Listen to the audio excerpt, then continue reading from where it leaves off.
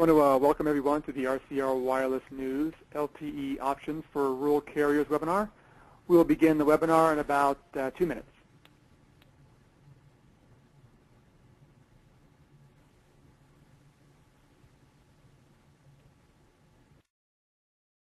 We'll begin the webinar in about 1 minute.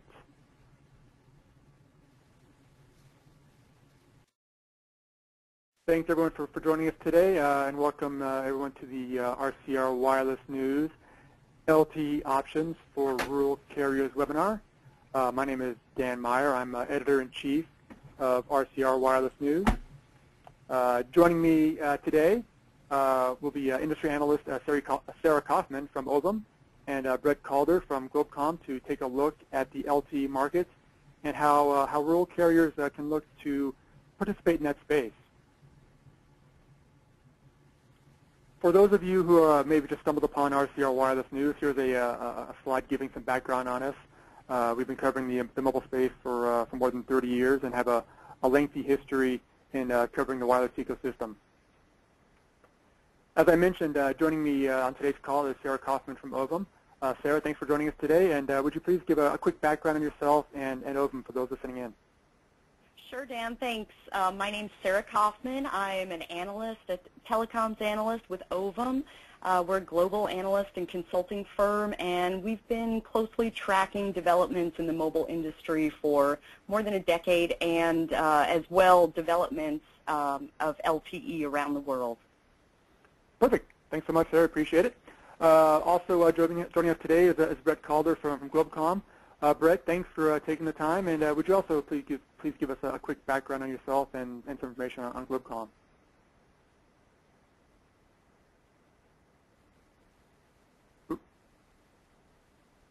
Looks like Brett might have dropped off. Hopefully he can dial back in. Well, here's some information here on Globecomm for everyone. Globecomm is a provider of hosted and managed network solutions, kind of working with rural carriers that are looking to deploy next generation services. So hopefully at some point here Brett gets back on and we can get some more information on Globecomm from Brett then. So with that, we will move along to the agenda for today's webinar.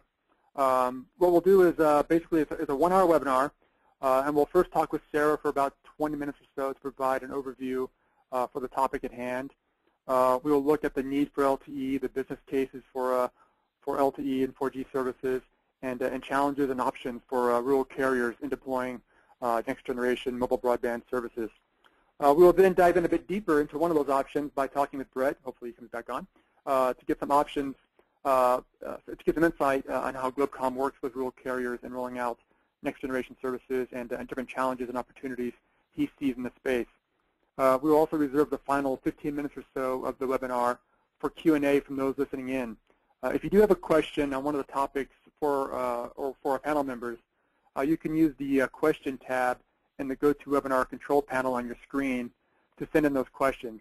If you have any specific questions for a specific speaker or a panel member, please just put their name with the question there, and we should be able to get to those questions. And also, for additional follow-up on this topic, we'll be releasing a report on this subject this week that will be available on the rcrwireless.com website. And then also, when it comes to the questions too, we do get some questions from people who say they can't hear us clearly or might have some technical troubles there.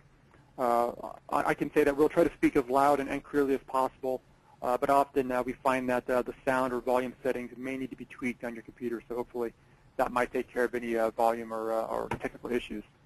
I also wanted to note before we get started too that probably during this webinar there'll be references to the term 4G or LTE or things like that. From my own personal point of view, I tend to try to keep those away from each other because LTE is probably not officially a 4G technology, but I know there's a lot of interuse of those words across the industry. So you might see the terms LTE or 4G probably used interchangeably here, but just so it kind of clears my conscience for how I view the different space there.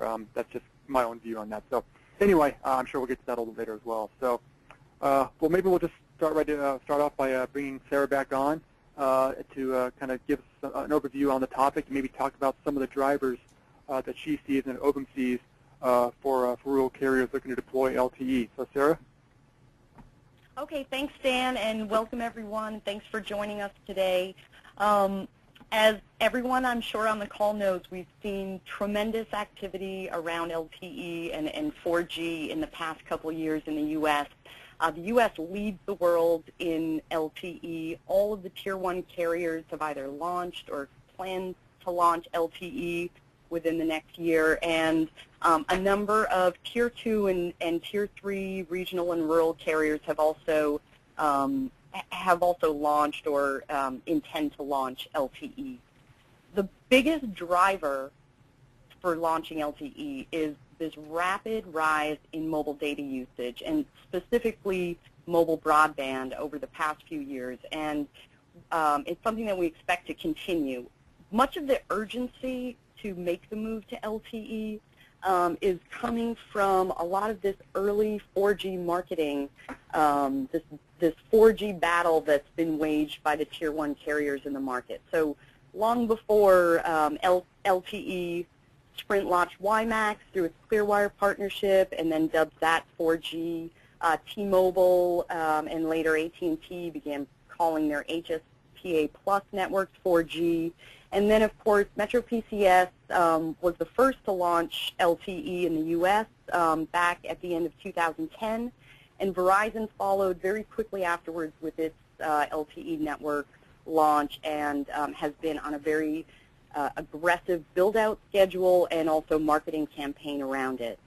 So for rural carriers with much more limited resources, funding, advertising, marketing power, spectrum, influence in the market, launching LTE is an enormous undertaking. And then on top of that, there are a number of unknowns and challenges that they have to address to make informed decisions about how to approach LTE. So moving on to the next slide, we've all seen the headlines and projections on traffic growth expected over the next several years, but let's drill down a little bit on what's going on in the market. Despite penetration in the U.S. in excess of 100% today, we're going to continue to see mobile connections growth. The big worrying thing for operators is that revenue is going to be growing more slowly than connections. So operators face an increasing number of customers that are generating increasing amounts of traffic to manage, but they're going to be collecting less revenue to manage it. So looking at the next slide, you can see much of the revenue slowdown is coming from the steady decline in voice revenues. So voice has traditionally been the biggest contributor to revenues, and now that's rapidly changing.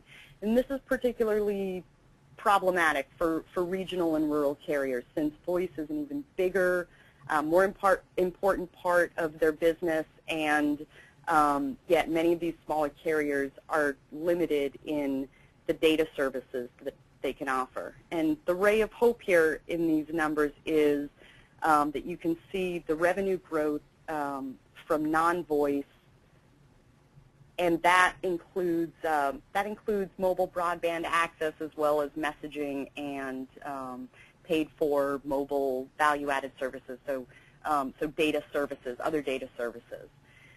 So let's look a little bit at mobile broadband itself. Not only are we expecting rapid growth in connections, but revenues for mobile broadband are growing at an even faster pace than connections. So you can see this is where the growth in the market is coming from.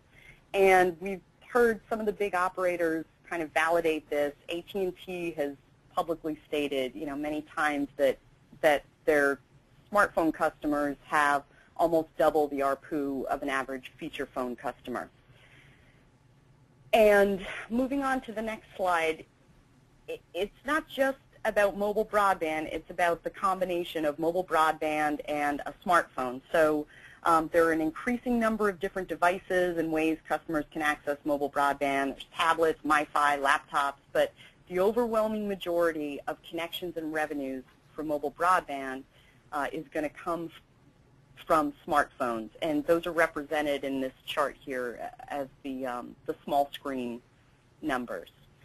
So smartphone penetration in the U.S. is at about 50% today, and as that penetration increases, mobile broadband on smartphones is going to account for a growing proportion of connections and revenues by 2017.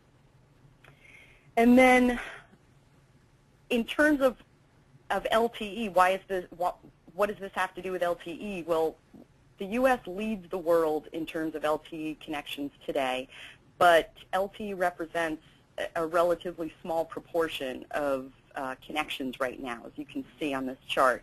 CDMA and HSPA make up a large proportion of connections today, much larger than LTE, but within 5 years' time, as the largest carriers complete their LTE deployments and others begin them, we're going to expect to see LTE become the dominant technology in the U.S.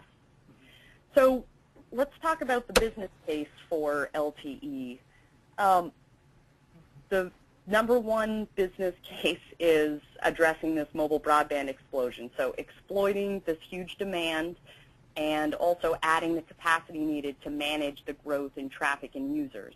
Another aspect is the cost efficiencies associated with LTE. So it's a more efficient technology, so therefore it enables operators to offer data at a lower cost per bit, lowering their OpEx. Another element is being able to offer a better customer experience. So more bandwidth, lower latency equals better quality, more reliable services, video, apps, and other data services. And then the next one on this list is a question. So is charging a premium for LTE service part of the business case?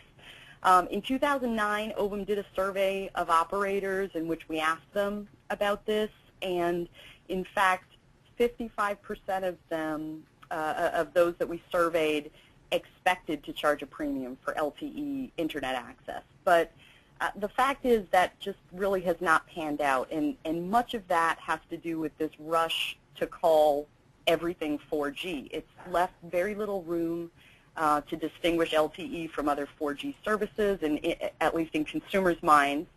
And the competitive dynamics in the market just really don't allow operators to charge more for the service. So we see 4G LTE tariffs that look no different really from 3G ones. It has allowed the biggest carriers to migrate customers off of the unlimited plans, but you know, for rural carriers, the business case is less about building additional network capacity and more about providing a better quality of service to their customers. So the U.S. is very device-driven. So being able to offer the devices that customers want is very important. Being able to offer more and more services, better quality service is important. Being able to offer competitive speeds and bandwidth, and also being able to offer a full set of data services to match the capabilities of the big guys, you know, and to compete with the likes of AT&T and Verizon. Unfortunately, you know, there are also a huge number of challenges to launching LTE, and on the next slide. On the next slide, we kind of overview these. So a lot of these challenges to launching LTE are very interrelated, interdependent, and largely out of the carrier's control. First of all, the lower band 12, 700 megahertz spectrum that many of the smaller carriers own is not currently being used by AT&T and Verizon.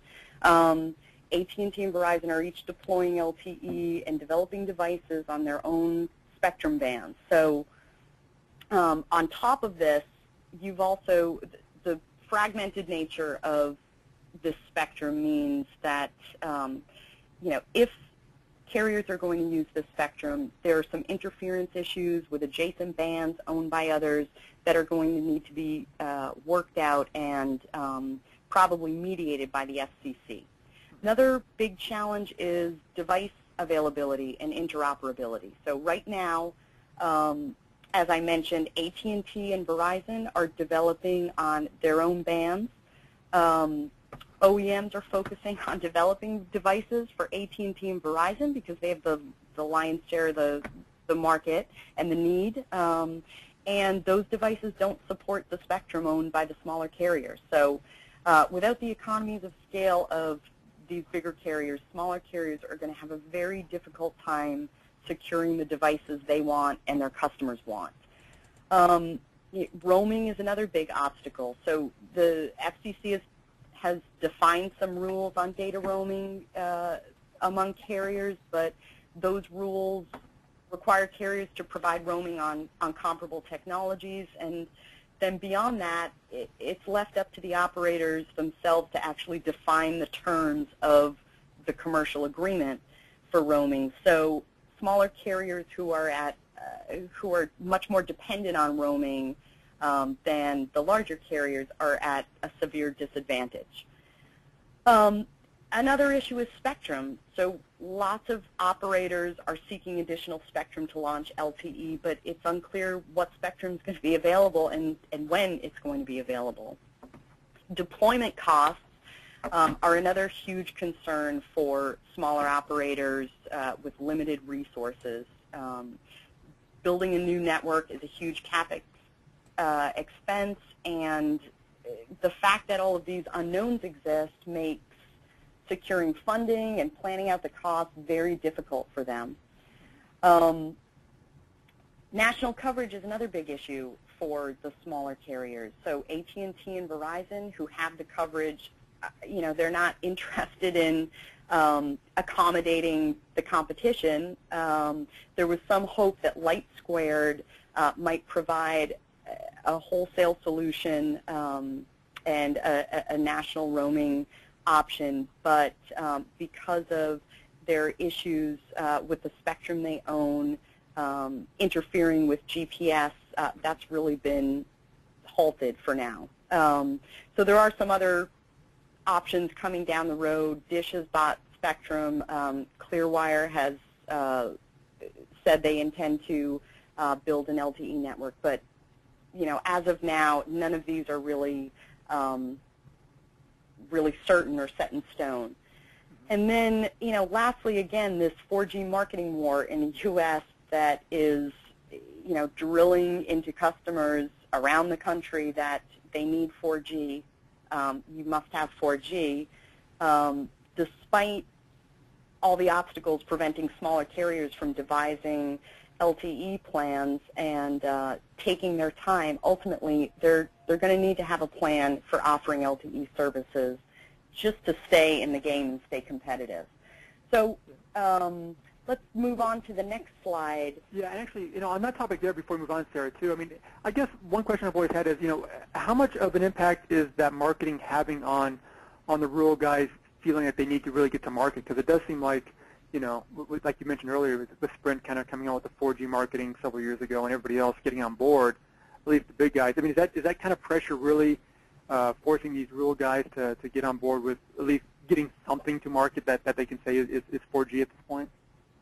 I think so, definitely. Okay. One of sort of the big advantages to being a rural carrier is just having impeccable service. I've heard, from lots of sources that rural carriers are they're more tuned to customers' needs. Yeah. If customers think they need 4G, whether it's a false argument or a true argument, that it's not serving the customers. Yeah. to not have that available to offer. So, yeah. So I think definitely it is a problem for them. Gotcha. Otherwise I think a lot of them might take their time, but that's sort of the source of the urgency around moving to 4G. You can't wait 2 years until all of these various regulatory issues are settled. They need to start looking now and planning now for it. Gotcha. That makes sense. Great. Well, before we move on to the next slide, too, I want to remind those listening in that if you do have any questions for our panel members, that you can use the GoToWebinar control panel there. There should be a question tab, and you can send in those questions. And we'll leave about the last 10 or 15 minutes or so to get to those questions. So if you do have some, please feel free to send those in, and we'll try to get to those questions. All right, let's go on to the next slide there. The different models, I guess, that rural guys can look at when it comes to going to LTE. So, Sarah, back to you. Okay, so what are carriers doing to, start attacking all of these issues? There are some options on the table now, and ones that are developing that can potentially alleviate or at least minimize some of these challenges that we just talked about. So some regional carriers have decided to forge ahead and launch their own LTE networks.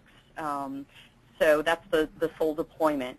Another option for them is network sharing. So smaller carriers kind of pooling their resources and sharing the infrastructure.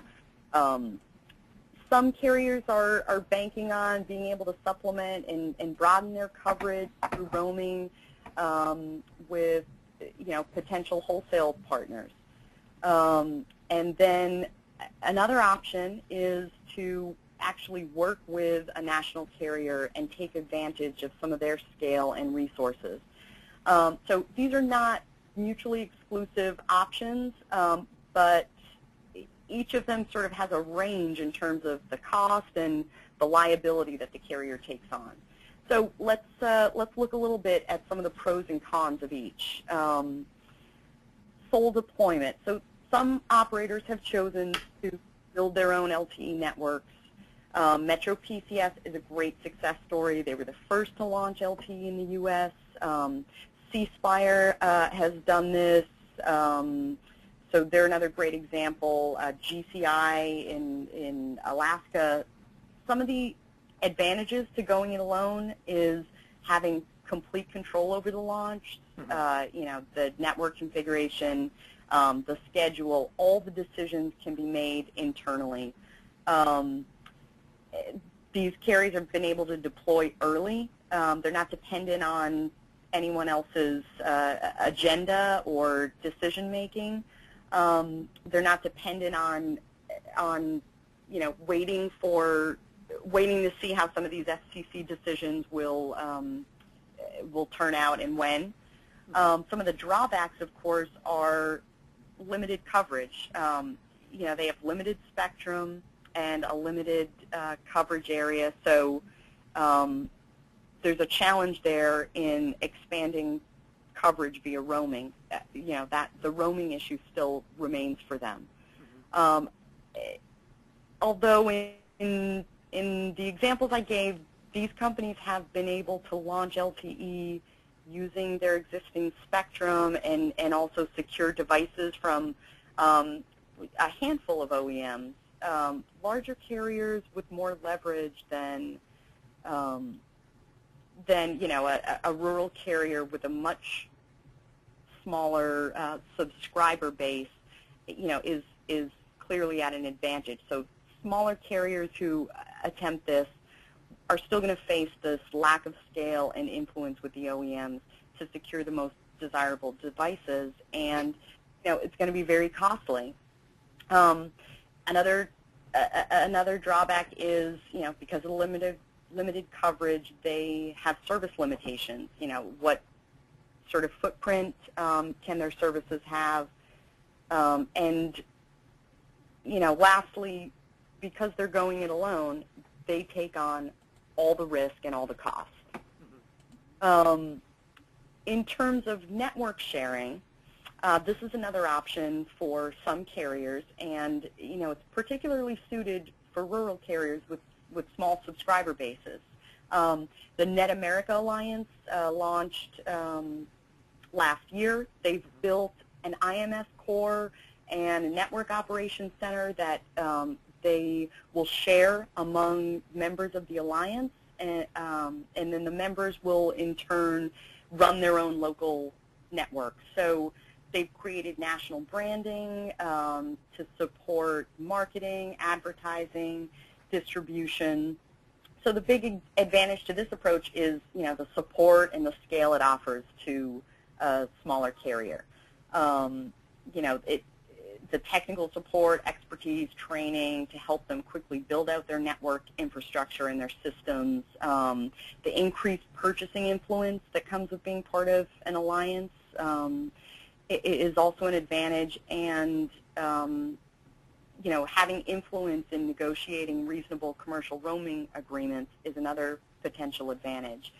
The drawbacks, of course, are today the Net America Alliance has an extremely small footprint. They have 2 active members to date. They're working with a number of others, but they need to build up the alliance in order to realize, these scale advantages. Also, it doesn't directly address some of the spectrum issues we've touched on in terms of, the carriers with the biggest market share using different spectrum. So that's going to remain a challenge. And there is a trade-off to joining a consortium of carriers. That means relinquishing control, to others. Yeah, and I know on this topic too. I think a little bit later when Brett comes on, I think Brett's back on the line too. He'll talk a little bit about this with what Globecomm does as well. So we'll get some more insight there. And before we move on too, I want to again remind everyone that listening in that if you do have any questions for our panelists, please feel free to use the questions tab there on the GoToWebinar control panel, and we'll try to get to some of those at the end of the webinar today. So sorry about that, Sarah. Go ahead. Absolutely. So roaming agreements. This is another option for carriers, and there's a big advantage to working with a national wholesale partner that you don't directly compete with, but that can offer you competitive national roaming agreements to broaden your coverage footprint. In most cases, this would mean building your own LTE network locally, but it offers the possibility of offering LTE service as you build your local network and with a broader footprint. It also helps to kind of direct the standardization of spectrum. So if a wholesaler sets parameters about which types of devices will operate on which spectrum frequencies, then that gives smaller carriers some clarity and also some leverage and buying power in seeking devices. Roaming is not as complicated as network sharing, so you're not as entwined with the other parties. Some of the disadvantages, though, is obviously right now there is no viable national wholesale partner. We hope in time that will change, but when Light Squared emerged, this model showed a lot of promise and opportunity, but of course there are issues with interference with GPS spectrum. Is not something that's going to be easily fixed, if at all. Clearwire and Dish have both committed to launching LTE, so this model is not dead, but there is no immediate partner. Some of the drawbacks, one of the big drawbacks, I think, of a national roaming partner is the model sort of undermines this argument that the FCC needs to step in and intervene and revise rules on data roaming to accommodate the smaller carriers better. So, smaller carriers are able to negotiate their own reasonable roaming agreements, then what justifies the FCC stepping in to change that? Likewise, it's a bit risky to plan commercial roaming agreements before those FCC rules have been redefined. Another potential disadvantage here is Clearwire and Dish both have different spectrum, so accommodating their spectrum may very well mean adding cost to the devices that you're putting on your network. So Clearwire has also hinted that it may roll out TD-LTE devices instead of FD-LTE devices. So different technology. The FT-LTE devices is what's used universally in the U.S. right now. So that adds a whole new potential complexity for the smaller carriers. Mm-hmm. So moving on to the next option, I think this is our last option here, national carrier partnerships. So Verizon's got an LTE for Rural America program that enables rural carriers in areas where Verizon doesn't have coverage to partner with them to launch LTE. So Verizon leases their higher band 700 megahertz spectrum to the smaller carrier and provides national roaming for their program members to launch 4G services. This may be an unpopular option for rural carriers, for whom Verizon and AT&T are their biggest competition, but it does offer some substantial benefits. Partners get to plug into a national LTE network that's largely already built out. It gives them access to the same devices Verizon is using. It eliminates the roaming problem because roaming is included in the program, or roaming on Verizon's network, I should say, is included in the program. But this has some drawbacks too. First of all, Verizon's only interested in partnering where it needs the coverage. So where Verizon is competing with a local carrier, it's off the table. Another drawback is, the carrier's leasing spectrum. So everything is on Verizon's terms, and they're not using their own spectrum, they're using Verizon's spectrum. There's still a big network investment. The carrier partners to Verizon are building and outfitting the towers with the equipment in exchange for this spectrum, use of the spectrum. And because the program is sort of dependent on spectrum leasing and roaming and using Verizon's devices, you kind of have to go all in. You leave the program and decide to go another route, and you leave with nothing, having invested the time and energy in beforehand in building out with their equipment and their terms. Yeah, yeah. So before I hand the floor over to Brett here to talk about some of the specific solutions for rural carriers, I think there are some key takeaways from what I just discussed. First of all, mobile broadband is where growth in revenue is coming from. It's the biggest driver for launching LTE. If you expect to have a piece of that revenue growth, you must be able to provide mobile broadband. The marketing and advertising wars going on in the U.S. around 4G, and the fact that all the Tier 1 carriers have or will launch LTE means even smaller operators really, that don't have LTE really can't ignore it. There are a number of unknowns that we touched on around spectrum, interoperability, roaming, devices, but these are not going to be issues that get resolved very quickly. So waiting for clarity on all of them is really not an option for smaller carriers. Yeah.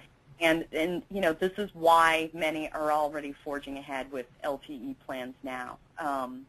But as we just overviewed, the situation is not completely hopeless. There are a number of models and service options that can help to mitigate some of these challenges we discussed. And with that, I'd like to hand the floor over to Brett so he can talk about some of these specific solutions. Yeah, thanks, Sarah. Definitely appreciate that. We'll bring Brett on. And now, I know Brett got bumped off earlier, but I think Brett is back on. So I think what we'll do is we'll bring Brett on and to talk a little bit about what Globecomm brings to the table. And just so everybody knows, too, on this, I mean, Globecomm is not a sponsor of this or anything like that, so there's no there's no particular reason why we brought Globecomm on, but I was looking at some of their business models, and I've talked to them a little bit, and it does seem like kind of what they're offering to rural guys seemed like a pretty interesting, an interesting offering. So I thought, they'd be good to have on here to kind of provide some insight of what they're seeing in the market, and also kind of what they bring to the table. So, I mean, just so everybody knows, Globecomm is not endorsed by RCR in any way, but I think what they're bringing to the table is pretty interesting, and might provide some good options for some rural carriers out there. So with saying that, I want to, bring Brett on. Brett, welcome, and thanks for dialing back in there. We appreciate it. Yeah, thanks, Dan, and sorry about getting bumped off at the start. But no problem. No worries at all. But maybe start, Brett, if you can just, I kind of tried to give a quick intro for you guys earlier, but if you want to maybe just spend a minute or so kind of giving a quick intro of yourself and an overview of Globecomm, then we can kind of move on to what kind of Globecomm brings to the table. Sure. My name is Brett Calder. I'm the Director of Sales for Globecomm's wireless business, and I really focus on North America. So I talk to, and we work with almost, a big chunk of the rural carriers today. We're supporters of the Competitive Carrier Association, the RTG, Rural Telecom Group, among others. And today I'm actually at the NTCA, National Telecom Co-op Association's show in fall conference. So so we do take a different perspective on this, maybe different from some of the people who are in the market doing what we are doing with shared network services. We kind of approach it, what would we want to see if we were rural carriers, and as Sarah pointed out, we were faced with actually pretty big challenges, and we'd be looking for a partner that could help improve the business case pretty dramatically and lower the risks. So Globecomm is a publicly traded company. We have a number of lines of business, and we do roughly $500 million a year, and wireless is a growing segment of that. But we do manage and build and deploy and operate a number of networks for governments, broadcasters, the maritime sector, on ships, mostly cargo ships, and also in the enterprise. So this slide here talks a little bit about our approach, and we kind of look at it as we're a hybrid hosted player. So what that means, we have multiple standards, multiple technology platforms, and multiple vendor relationships that can really bring a best of class approach to a client who, and we can be guided by their business case requirements. A lot of the people who do what we do are aligned pretty closely with one single vendor, and it's not always the case that that it's a one-size-fits-all approach. So we also, as Sarah pointed out, we can bring an incremental approach to a deployment or a business decision to build out a 4G LTE network that will lower risk and reduce the investment burdens up front. So we have a pretty good focus on wireless. We have a lot of infrastructure in-house, switches, base stations, controllers. We have labs. We have value-added systems. We have all the compliance features that they would need to operate E911 kind of capabilities, and we do that across multiple vendors and technologies. So long story short, we have the facility, the transport capabilities, and really flexible business models. And I'm going to approach this from one point of view as to how this might work for a rural operator. So we can go to the next slide, Dan. Gotcha. Perfect. Okay. Great. Thanks. So what we're really talking about is virtualizing the core and gateway investments for a carrier looking at a fairly significant decision to build out a 4G LTE network, whether it be on 700 megahertz or AWS or even some of the PCS spectrums. We have one customer who's looking at PCS 1900 for their LTE. So it's we kind of summarize their objectives as being keep the costs down. Cost is a huge factor, and LTE is not maybe as expensive as rolling out some of those initial cellular networks, but it certainly is a significant investment. So we encourage them to look at their objectives and build the most intrinsically long-term value network into their plans, and that means talking to all the vendors and making sure they're making the right technology choice. Leverage their existing assets to the extent they can possibly do that, either towers, transport and backhaul networks, their own internet service provider. What we've certainly done is tried to build a solution that leverages their own internet capabilities and also their voice termination capabilities. So what we like to think of as it's a network that can initially stand up a pretty good data-centric fixed network operation and keep the options open as mobile becomes more mature and the devices become more available for things like VoLTE, voice over LTE, roaming, as Sara pointed out, leveraging over-the-top video streaming and a whole lot more. So we can, hosting partners like NetAmerica, ourselves, others, can significantly lower the risk and costs of launching this network. So I'm going to go into an alternative core and gateway strategy. So we're looking at a core network decision, buyer host. Well, the economics for hosting, for utilizing hosting is compelling. I mean, we're not.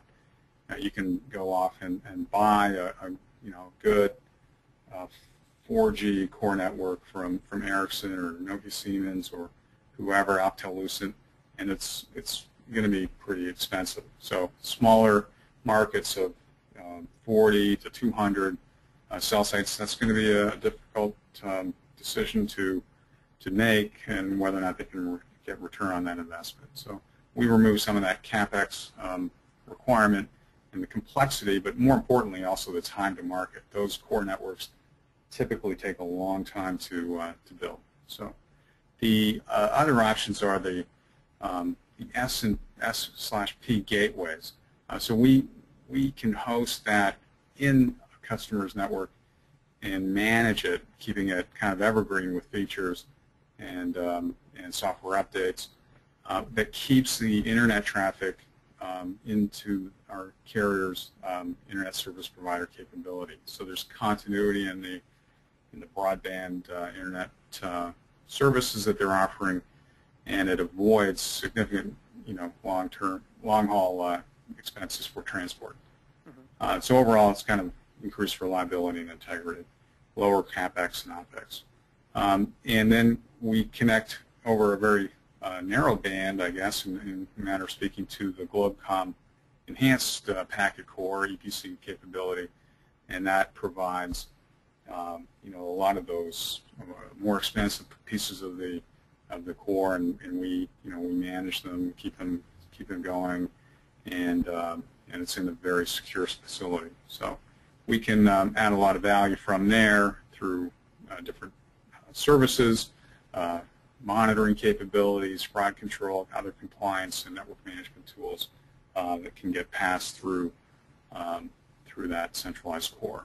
So next slide. Oh, sorry, before we go, that photo shows really the optional S&P gateway. We call it a converged packet gateway, and it's like basically a 2U rack-mounted device that will sit in it's in fact in one of our carrier customers' central office. Gotcha. Okay. And before we get into this slide here, I also want to remind everyone listening in that if you do have some questions for our panel members here, to please feel free to send those in using the question tab there on the GoToWebinar control panel.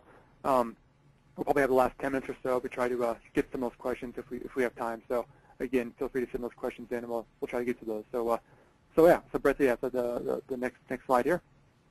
Okay, and this just really is a high-level architecture diagram that shows on the left-hand side Globecomm, or the hosted core network provider, the kinds of network elements that they're providing, like the HSS, which is the customer database, and then out in the carrier network, we're extending an S&P gateway, and more importantly, some of the deep packet inspection capability that can provide a lot of that service awareness, control over bandwidth management, and policy control right at their internet location. So, gotcha. Okay. That's really it. Just some quick takeaways. We would encourage partners and alternative deployment strategies to mitigate costs and risk. So that really just means look out at maybe a neighbor or a hosting partner like us, or an affiliate, an alliance program, and they can really work in the carrier's favor. Consider a proof of concept trial. We have a couple of commercial offerings that one is a license saver that can preserve a 700 megahertz lower B and lower A, B, and E. That license has a 35% geographic area within 4 years. That deadline is actually coming up in June next year. Yep. So we have a plan that does that. We have also a plan that just looks for a proof of concept, small number of sites, stand up the service, see if it works in a particular market that you want, that carrier would want to address first, and really adjust their plans from there. So coverage is king. A plan like ours can focus their investments, as Sara rightly pointed out, on really building out the quality of their radio network for good coverage and also good customer service. That's really they're the big differentiators. The build, and then really just build in the agility for future growth, and all of the requirements and evolutionary steps that the big carriers are really going to force on rural carriers over the longer term, just to keep up their service. So centralize some of that, work with partners, and the future looks pretty good. Great. Well, Brett, I definitely appreciate the information there and the insight. And like I said, talking with you guys earlier, it did seem like you guys are bringing up a pretty interesting option to some of the smaller guys to the table. So I thought that was good to share with everybody else. So anyway, we do have a couple of questions that have come in. One question here from the audience, and this one here might be a little difficult to answer because obviously it depends on a lot of factors. But someone's kind of asking on what kind of investments are required for small operators. I'm guessing they're asking perhaps for a financial investments, what those are. I'm guessing for that kind of answer, for both of you, it's probably a very variable answer depending on so many different outside influences. Now I'm not sure if that's something that can be easily answered or not, but I don't know if you guys want to take a stab at that. I kind of guess at a financial investment on what it might take for a small company to get involved in the LTE space. Well, it's from I'll take this first. Sara, from our perspective, that proof of concept trial, I mean, there's no reason why a carrier can't do a proof of concept for really under somewhere between maybe $100,000 to $200,000 to stand up a couple of sites, hook into a shared network service, get their tower. If they have towers and they're not having to necessarily build or commission new towers, then this is a very easy program to really start out. Gotcha. And maybe for Sara, I mean, when you're talking to some of these smaller guys who are looking to get into this space, I mean, you kind of touched on it earlier. I mean, how important is that financial aspect of it? Because I mean, obviously, these guys do have kind of limited budgets. They've been operating for probably decades now on fairly small budgets, but their networks.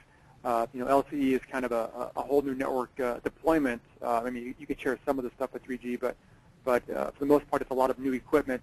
How important, I mean, is that financial aspect of it to some of the carriers you talk to on the topic? Well, I think it's really important because it's very difficult to plan for a long-term investment unless you're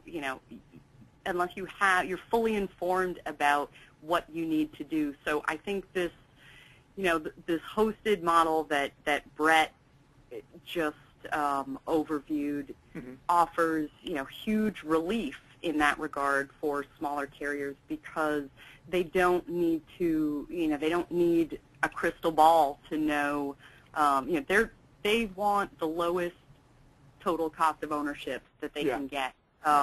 Equipment vendors are selling huge systems that are geared for much larger carriers. So the smaller operators are looking to save money at every turn. That's their financial planning is around lowering that total cost of ownership. But of course, a lot of these sort of unresolved issues about how will they roam, what kinds of base stations do they need, do they have to support, multi-mode, all of these questions they don't have clear answers to. So working, working in a network sharing arrangement or a hosted, using a hosted solution kind of offers them some relief from those unknowns, and that allows them then to get, the funding that they need to begin the process. Gotcha. And obviously those unknowns right now, I mean, there are so many. I mean, you pointed out, quite a few of them there, and there seem to be issues that could take months, if not years, to resolve. And while that's going on, the market for LTE services is not slowing down. I mean, consumers are becoming more and more aware of it. The big guys are not slowing down with their build-outs and their marketing of it. I mean, Sarah, so when you look at, when you talk to these small guys, I mean, does it seem like they're getting kind of put into a bind where they, they have to make these decisions pretty quickly? But it's obviously a tough decision to make for these guys.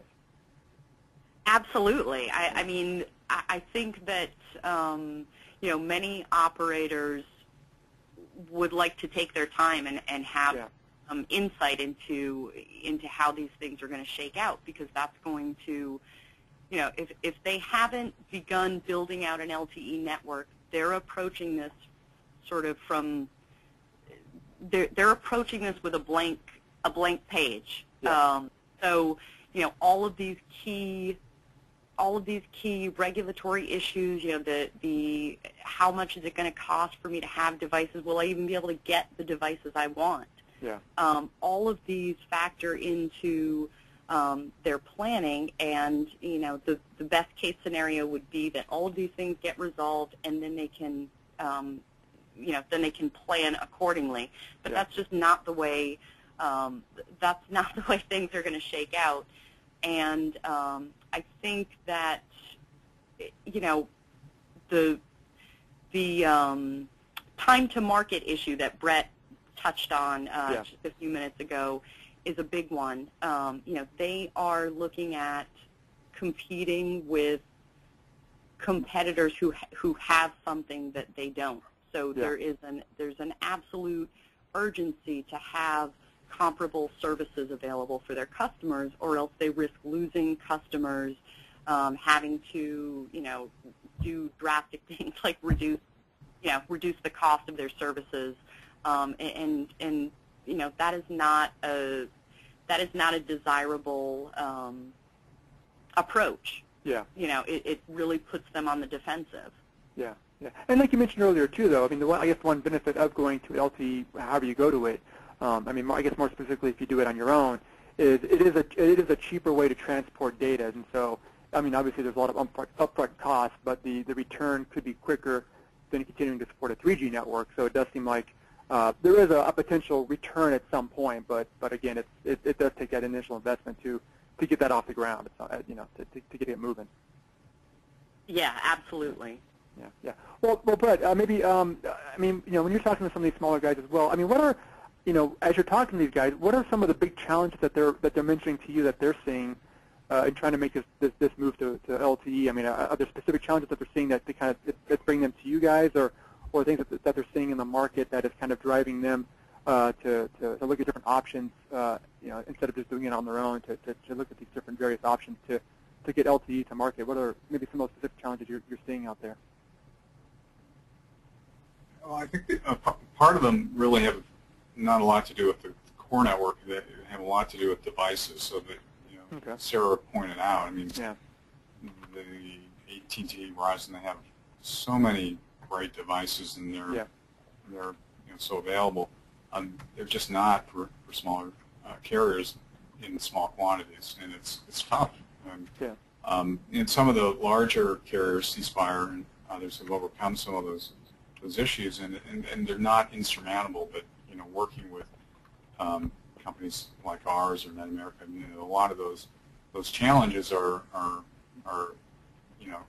somewhat addressed, and working with the vendors, working with the ability to aggregate and lower costs and speed time to market. I think those are really, really important. So. Yeah. And obviously with the Apple announcement, I mean, that's always going to be one of those devices that tends to get everybody's attention, and it seems like a few of the small guys have signed up for it, but it does seem like there are some restrictions because of network technology and different spectrum bands and stuff. So that's going to be a bit of a challenge for those guys going forward to get those prime Halo devices onto their network. So that'll always be a challenge for them. So and one of the point though, device management and the fact that LTE is a SIM-based product. I mean, that's a new area for a lot of CDMA carriers, and they have CDMA out there. That's a little bit of a different world. So coming to somebody who's been through all that before will really help. Definitely. Well, maybe one final question too before we wrap up here, maybe for Sara. I mean, do you see LTE deployment as being one of those situations in the industry where it kind of it'll be like a make or break kind of thing for a lot of carriers? I mean, when 3G came out, a lot of smaller guys, were kind of stressed financially to compete with that, and some of them didn't quite make it, and there was a lot of consolidation, several years ago, and and this move to LTE, obviously, it's another big investment point for a lot of these small guys. Do you see kind of this rollout of LTE services as being one of those maybe watershed moments in the industry where carriers are going to have to decide whether they want to keep competing in this space, or if they look for different options on maybe getting out of the space? Well, I think so, because as Brett just mentioned, it's devices rule. People buy services based on devices. That's why AT&T and Verizon have hundreds of device options available and are constantly adding more devices on a daily basis.